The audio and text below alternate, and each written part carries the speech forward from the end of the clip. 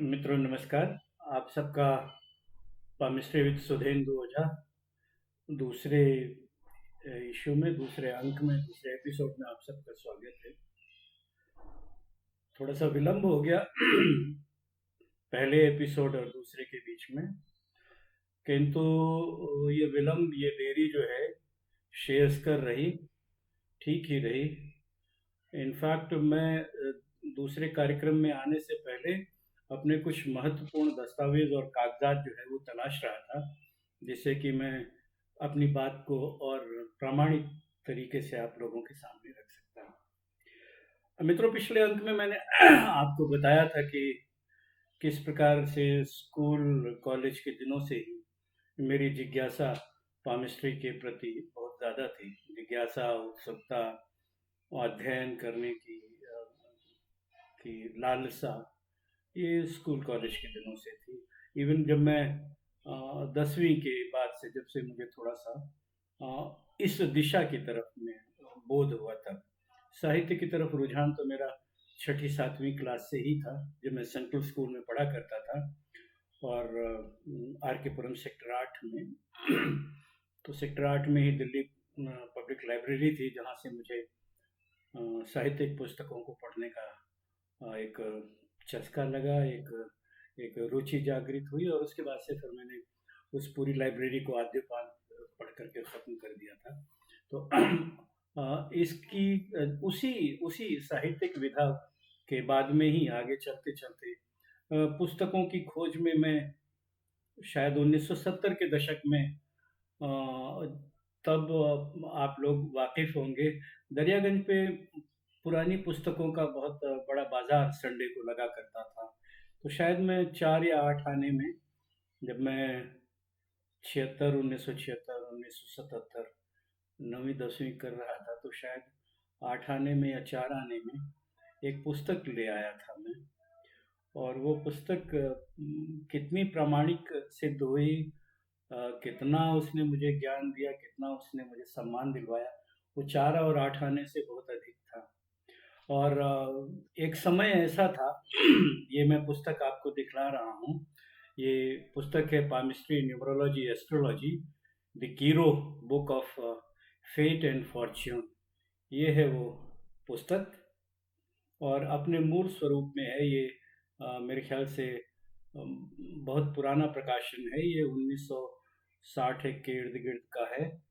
और उस समय में इसकी कैनेडियन डॉलर्स में कीमत 6.95 की थी, और यूके में ये 2.5 पाउंड की थी, ऑस्ट्रेलियन डॉलर में ये 7.95, ये उसका इसका मूल्य है।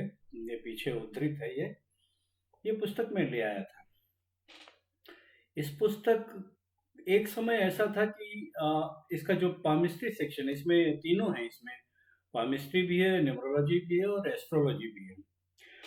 तो इसका पामिस्ट्री सेक्शन जो है मुझे इतना रुचिकर और इतना ज्ञानप्रद लगा कि शायद इसका कोई एक पृष्ठ ऐसा रहा हो जो मेरी स्मृति में ना रहा हो, मेरी याददाश्त में ना रहा हो। और मैंने इसको पढ़ने के बाद में, जैसा होता है स्कूल कॉलेज के दिनों में, लोग हाथ दिखलाते थे, लोग क्या, बच्चे हाथ दिखलाते थे, लड़के लड़कियां सभी हाथ दिखलाते थे, और उनकी उत्सुकता बनी रहती थी। आप तो जानते ही हो, वो एज जो है इस प्रकार की होती है कि मेरी फ्रेंडशिप और मेरा फला, मैं आगे क्या करूँगा, तो इस तरीके की बातें जो है पूछा करते थे। तो क्रिकेट, कविता, और फिर ये है ना लेखन, और फिर ये सब तो एक अजीब शख्सियत थी मेरी, स्कूल में भी कॉलेज में भी। और तो जब इस पुस्तक को मैंने पढ़ा, तो निश्चित रूप से जब आप कोई भी चीज़ पढ़ते हैं, किसी चीज़ के बहुत ज़्यादा घनिष्ठता आप स्थापित कर लेते हैं, नज़दीकी, तो आपको वाइब्स देती है वो। इश्क और मुश्क जो है छुपाए नहीं छुपते, तो अगर आपने पुस्तकों से इश्क कर लिया या किसी विषय से इश्क कर लिया, तो वो जाहिर हो ही जाएगा, आपकी बातचीत में होगा और आपके व्यवहार में होगा। तो अच्छा, आज आप मुझे क्षमा कीजिएगा, मैं बहुत दिनों बाद में आपके पास भी इस सेकंड एपिसोड में आया हूँ, तो हो सकता है इस एपिसोड की अवधि जो है बढ़ जाए। और ये सेकंड एपिसोड, थर्ड एपिसोड और फोर्थ एपिसोड तक में मैं अपनी मुख्य बात पर आऊँगा, क्योंकि इस दरमियान में मुझे ऐसे किरदार मिले जीवन में, ज़िंदगी में, अपने ऑफ़िस के दौरान और बाहर भी, कि जिन्होंने मेरे ज्ञान को और विस्तरित किया। मुझे नए हॉराइज़न्स जो है वो देखने को मिले। मित्रों, मैं बीएचएल में आ गया और उसके बाद में ये दबा छुपा ये मेरा जो है प्रेम रोग पामिस्ट्री के साथ में ये चलता रहा। किंतु इत्तेफाक हुआ कि जब मैं आया as a Hindi officer power sector PEM में 1988 में, तो उस समय में वहाँ पर कृष्णानी जी हुआ करते थे सीनियर मैनेजर। थोड़े समय के बाद में ही वो शायद रिटायर हो गए। तो उनके बाद में सरदारी लाल भांबरी जी आए, सीनियर मैनेजर पीएनडे। और कुछ दिनों के अंतराल के बाद में ही उन्होंने श्री एस के बर्मन जी को बुला लिया इंडस्ट्री सेक्टर से। और वर्मन जी के आने के बाद में मेरे ख्याल से बंधुनी जी वगैरह भी आए, वहाँ से बंधुनी जी भी आए। तब एचआर में एचआर एक कंपोजिट एचआर हुआ करता था। एडमिन के भी अशोक सचदेवा जी बैठते थे, युधिष्ठिर राज असीजा जी थे, और एक रवि जैन हुआ करते थे, और एक आर कണ്ണन हुआ करते थे, deputy manager HR. Surendra Kumar ji obviously वो तो थे ही थे। और कौन था? मतलब लगभग जैन साहब तो बाद में इंडस्ट्री सेक्टर में चले गए थे। कम यही एचआर का सेक्शन हुआ करता था। और वर्मन जी का मैं बहुत ऋणी हूँ। मुझे बहुत कुछ उनसे सीखने को मिला और उन्होंने मुझे बहुत कुछ सिखाया भी। अगर कोई एक व्यक्ति था नोटिंग और ड्राफ्टिंग में, एचआर में, और पॉजिटिविटी के साथ में, तो कोई भी एम्प्लॉय पहुंच जाए उसको कभी भी उन्होंने उस नेगेटिव उसकी एप्लीकेशन पे विचार किया ही नहीं। जितनी भी बड़ी उसकी रिक्वेस्ट होती थी, उसे उसे कहीं अधिक वो खुद अपनी हैंडराइटिंग में फर्दर नोट्स तैयार किया करते थे, और उस एम्प्लॉय की रिक्वेस्ट को पुख्ता करते हुए कि मैनुअल के हिसाब से ये होता है और ऐसा हम ऐसा कर सकते हैं। और वो बेचारे उसकी नोटिंग करने के बाद में वो खुद जो है शाम को उस नोट्स को लेकर के बी शंकर जी के पास में जाया करते थे, जो कि कॉरपोरेट में उन दिनों हुआ करते थे एचआर में। वो भी मैनेजर थे मेरे ख्याल से उस समय में। और उनके पास में ले जाया करते थे और व्यक्तिगत रूप से उस पर साइन करवा के उनको कन्विंस करवा करके कि इससे एम्प्लॉय का हित हो रहा है और आप इस पर जो है साइन कीजिए। तो इस तरीके के व्यक्तित्व के धनी थे एस के वर्मन जी। वो आए वहाँ पर और वर्मन जी के रहने के थोड़े दिनों बाद में ही मेरे ख्याल से भांबरी जी की रुखसती हो गई एचआर से, हमारे यहाँ से, और वो कॉरपोरेट चले गए। वो एक पीरियड जो था वो भी कुछ अपहीवल्स का था उस समय में एचआर में। भांबरी जी के जाने के बाद में बहुत सारी बदलाव आए, बहुत लोगों को इधर से उधर किया गया, बहुत सारी चीज़ें पता चली कि कहाँ कहाँ कुछ कुछ खामियां थीं। और क्या आप तो जानते हैं उस समय में आपकी चेयर में भी जो है रोलर्स वगैरह लगने होते थे या चाबी होती थी। तो उस समय में लंबा चौड़ा खेल था उसके अंदर। कार के लिए कूपन इशू हुआ करते थे डीजल्स वगैरह के लिए, वो भी एक प्रकरण था। तो उस पर मैं बहुत ज़्यादा नहीं जाऊँगा, वो बाद में आपको शायद और भी बाकी लोग इसकी जानकारी दे पाएंगे। किंतु ये एक आपको उस समय की या मतलब स्थितियों का और नामों का जो है की ताजगी के लिए कि वो नाम आपको ध्यान आ जाए, इसलिए मैं उनका उल्लेख कर रहा हूँ। सुरेंद्र कुमार वर्मन जी, सरदारी लाल भांबरी जी, और बंधुनी जी तो जुड़े हुए हैं शायद यहाँ हम लोगों से भी। और मैं उनका भी बहुत स्वागत करता हूँ। और वो एकदम अपनी अपनी योग्यता और बल से जो है वो यहाँ तक में पहुँचे, बंधुनी जी। और ठीक अपने गुरु की तरीके से, जिस तरीके से शायद उनके गुरुवत श्री सुरेंद्र कुमार वर्मन जी भी थे, वो भी जो है उन्होंने अपनी पढ़ाई, मेहनत, लगन और इससे वो यहाँ ऊपर तक में पहुँचे। तो मित्रों, हुआ ये कि हम लोग पीएम के अंग में थे। और कई बार में जो है श्री जी आर दत्ता जी जो है, जो कि पावर सेक्टर हेडक्वार्टर को हेड कर रहे थे बतौर एचआर, वो आया करते थे हमारे यहाँ विभाग में किसी न किसी काम से पीएम में आते थे। तो इसी दरमियान में वो कैरम खेलते थे और इत्तेफाकन मैंने भी क्रिकेट छोड़ करके और मैं कैरम खेलने लग गया था। कुछ ठीक हाथ चल जाता था मेरा। तो उन्होंने एक दिन वर्मन जी से कहा कि यार वर्मन, तेरे पास में दो दो हिंदी में काम करने वाले हैं, एक सुश्री बग्गा भी थी और एक मैं, तो तू ऐसा कर, एक मेरे को दे दे और मैं सुधेंदु ओझा को लेके जा रहा हूँ, ये मेरे साथ में कैरम भी खेला करेगा।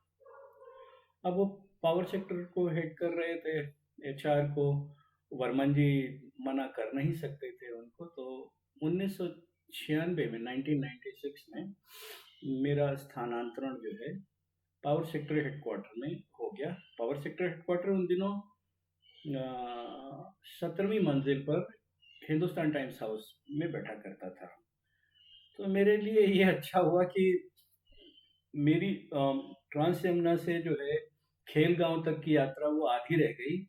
और आधी रह जाने के साथ साथ में और कन्नॉट प्लेस जैसा जो है केंद्रीकृत कार्यालय भी मिल गया। अब मैं यहाँ आ गया पावर सेक्टर हेडक्वार्टर में। पावर सेक्टर हेडक्वार्टर में आने के बाद में कुछ दिनों बाद मेरा परिचय श्री एस एस राव जी से हुआ। प्रातः स्मरणीय नाम है वो। और भगवान ईश्वर उनको सदगति प्रदान करे जहाँ कहीं पे भी हों। हालांकि एस एस राव जी का दोनों पक्ष मुझको देखने को मिला, उनका श्वेत पक्ष भी और उनका श्याम पक्ष भी, उनका उज्जवल पक्ष भी और उनका जो है और दूसरा पक्ष भी। और मित्रों, जब मैं यहाँ आया पावर सेक्टर हेडक्वार्टर में, तो कुछ दिनों बाद में ही एस एस राव साहब जो है वो आ, उनको कार्यपालक निदेशक पावर बना करके जो है भेज दिया गया। अब दत्ता जी जो है, जो कि सीधे सीधे पहले ईडी को रिपोर्ट, डायरेक्टर को रिपोर्ट किया करते थे, लाहिड़ी जी वगैरह को, अब उनके बीच में जो है एक और जो है अधिकारी आ गए, कार्यपालक निदेशक एस एस राव जी को। अब उनको अपनी हर बात को एस एस राव जी को रिपोर्ट करके आगे बढ़ना होता था। और मित्रों, S S Rao ji numerology के बहुत बड़े जानकार थे। मैं आपको उनके बारे में और भी धीरे धीरे करके बताऊंगा। तो जैसे ही S S Rao ji power sector में आए बतौर कार्यपालक निदेशक, उन्होंने अपनी अपनी टीम फॉर्मेशन स्टार्ट कर दी। Team formation in the sense कि एक तो वो न्यूमरोलॉजी में यकीन करते थे, अंक उसमें जो है शास्त्र में, और दूसरे वो कैरेक्टर्स को बहुत ज़्यादा ऑब्जर्व किया करते थे, बहुत ज़्यादा ऑब्जर्व किया करते थे।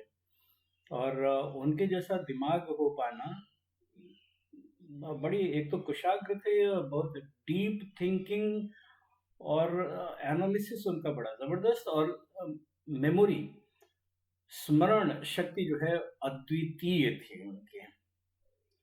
और आते ही उन्होंने अपना ग्रुप फॉर्मेशन प्रारंभ किया। उन्होंने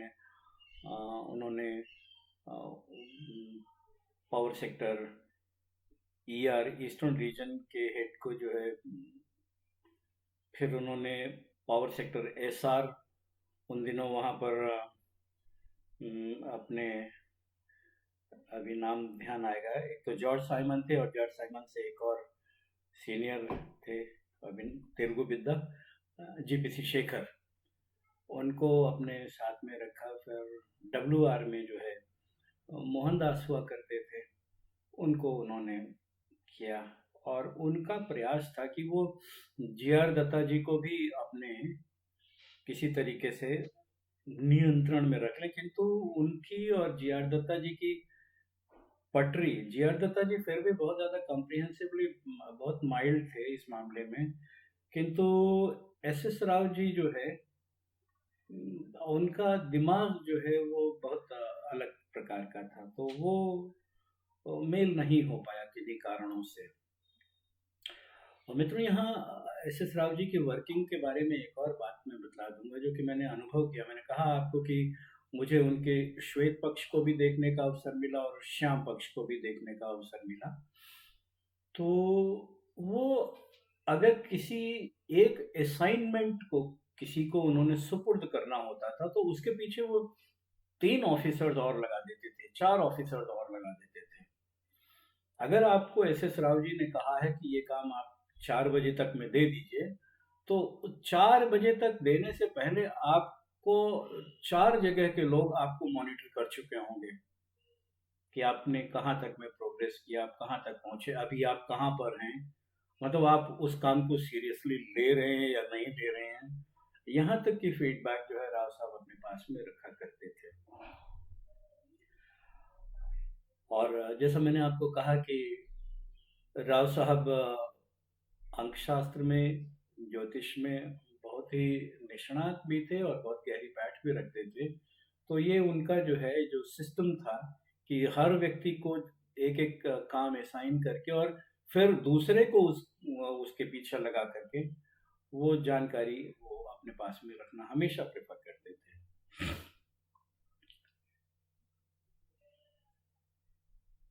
अब मेरे वहाँ क्या भूमिका बनती मैं आपको बतलाता हूँ कि जब राव साहब आए बतौर ईडी, तो उन्होंने दत्ता जी के कार्यालय में भी सेंध लगा दी।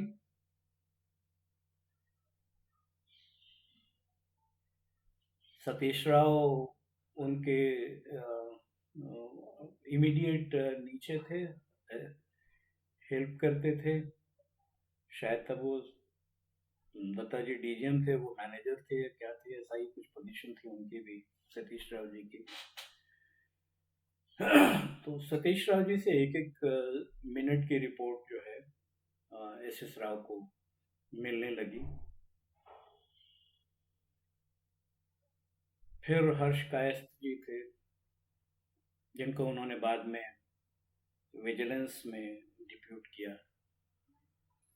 फिर उन्होंने सुधेंदु ओझा को भी जो है नॉक किया। और वो ये चाहते थे कि मैं एक एक मिनट की जानकारी जो है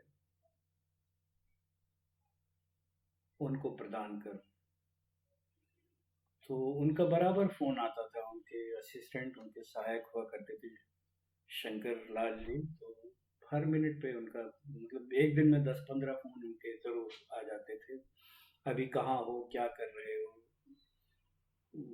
दत्ता जी ने क्या की, दत्ता ने क्या किया, क्या नहीं किया, कौन कौन आया, कौन कौन नहीं गया। तो एक दो बार तो ये ठीक रहा मेरे लिए, किंतु ये मेरे क्रेन्स में नहीं था कभी भी कि मैं बैक स्टैबिंग करूं किसी के साथ में भी, या इस तरीके से खुफिया या गोपनीय तरीके से जानकारी।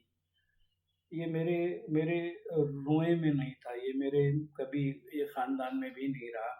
हालांकि कुछ लोग इससे बहुत ज़्यादा प्रभावित हो जाते हैं कि अरे, एक ईडी जो है आपको फ़ोन कर रहा है और ईडी फ़ोन करके आपसे जानकारी ले रहा है, तो ईडी